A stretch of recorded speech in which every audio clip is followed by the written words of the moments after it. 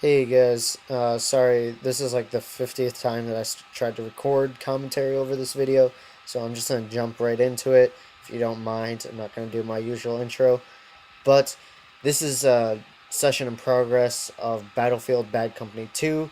This is the second video of the campaign. Right now, if you have not played Bad Company 2, it's not a World War II game, trust me. It's just a flashback sort of thing, first mission, showing you Bad Company back in the old days.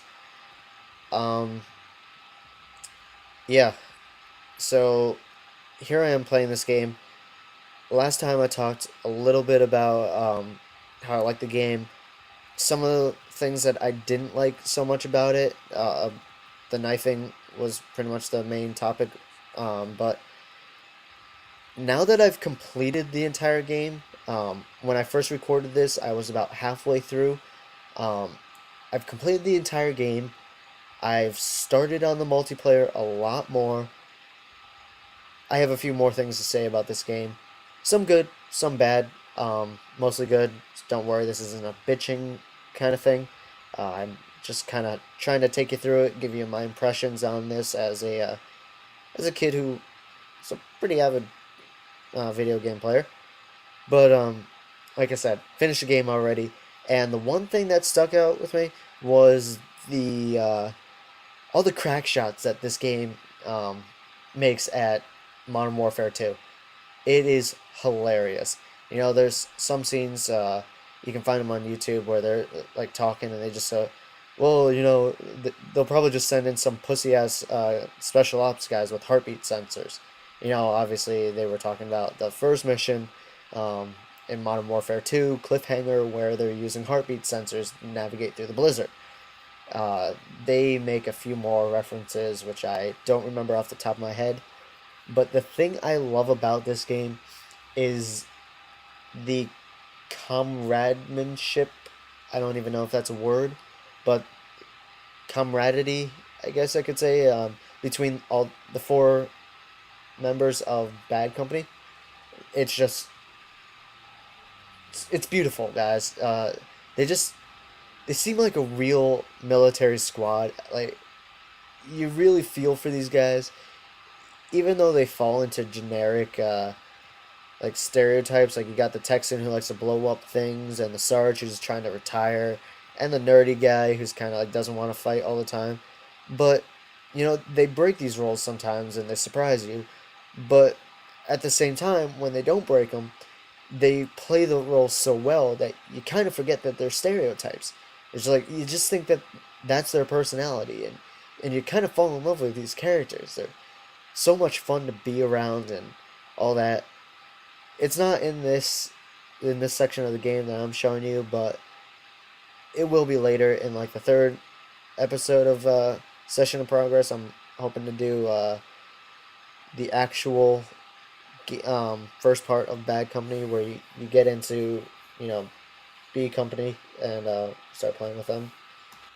And with that said, I'd like to switch topics over to something that I did not like in this game. They have a tendency to put you in these scenes like a driving section where you had to kill the enemies behind you, or you had to run through a mortar strike or an airstrike by your friendlies, like they're bombing the town around you.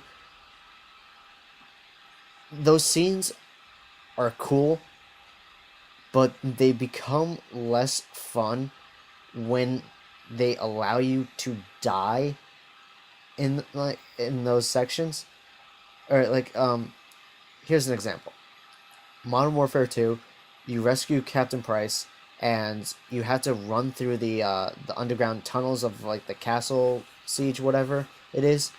Like the buildings crumbling around you. You gotta they're like move, move, move, and it's epic. And like turning the corners and like can't really figure out where to go. Like all the guys are leading you, just like running in front of you, just trying to figure out what to do. But you know it's a scripted scene. You know things are falling at like certain times, and I guess you could die if you just stand there and do nothing. But I don't even know. It's like I've taken enough time to like I was looking for things. I think it was the intel. I was actually looking for them while that building was crumbling. So I know it has a good leniency time. Um, but in this game, there's that mortar strike scene. Seriously, you if you take the wrong step, if you peek out of cover too soon, it can kill you, and it will kill you. I can guarantee you, if you play that scene, you will die at least once or twice.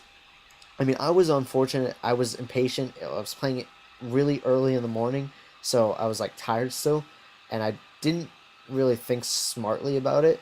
So I would just run through it, and that was also partly because the mortars kept on freaking destroying my cover. So I wasn't safe anywhere I was. You had to wait for the break in the mortars, but it's like every time I would wait for the break, the mortars would fucking destroy my cover, so I couldn't wait anymore. So I just run it, and I die. And I can remember this one part specifically when in that same mortar scene. I make it all the way to the end. Like, I die right at the last scene. Like, if you see on screen right now, there's that white diamond that's like your objective. When you hit that, a new scene activates, or like a new objective becomes like on map. And I reached that triangle in the campaign for that mortar scene, but I died right as I hit it. And even though I was dead, it activated the next scene for like half a second, and then it brought me back to the start menu to restart the mission. And I was like, "Are you kidding me?" Like, even the game got confused. It's like, "Oh shit, dude, I'm sorry. I thought you made it to the end, but it looks like you died half a second too early. So you're gonna have to restart the entire thing." Like, I kid you not, I played that thing 15 times, and it's just like it seems like this.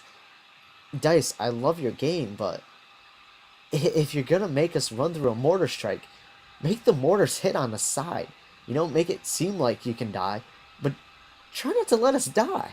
It's ridiculous. It's annoying to play the scene over and over again. But pretty much with that said, um, it's funny, but it's not game breaking.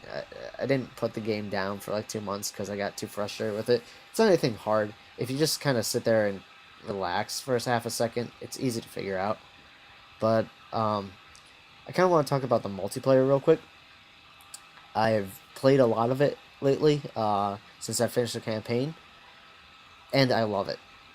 Multiplayer in this game is so good. The one problem I have with it is like the game types take way too long. So like if I want to jump in and play a quick match right before work, I can't really do that. But whatever, it's still a lot of fun.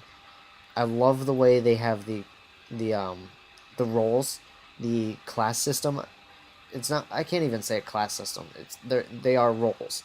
You play as a sniper, a assaultman, a medic, or an engineer. There's no like, oh well, I want to put a submachine gun with a shotgun attachment, or like, yeah, a shotgun attachment, or a shotgun as my secondary.